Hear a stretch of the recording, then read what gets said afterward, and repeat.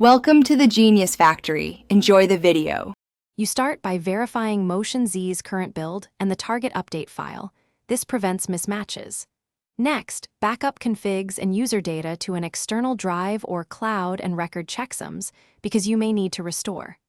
Once done, make sure the device has adequate power and a stable network connection, then collect admin credentials and any license keys.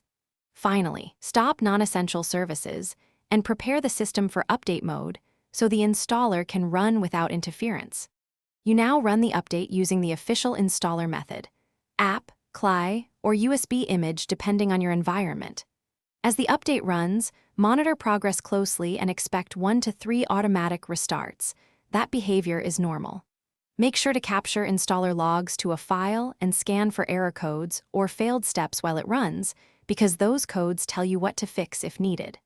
If prompted for confirmations, read prompts carefully before accepting to avoid unintended changes. You complete the process by validating the system, check service statuses, confirm integrations work, and run smoke tests for 5-10 minutes. Once stable, clean up temp files and notify stakeholders of the new build. If something's wrong, restore settings from your backup or execute the rollback procedure. Only proceed if tests fail. Key troubleshooting tip: if the update fails or boots improperly, boot into safe mode recovery and run the rollback command to revert to the prior stable build immediately. Thanks for watching. If you found this helpful, don't forget to like and subscribe.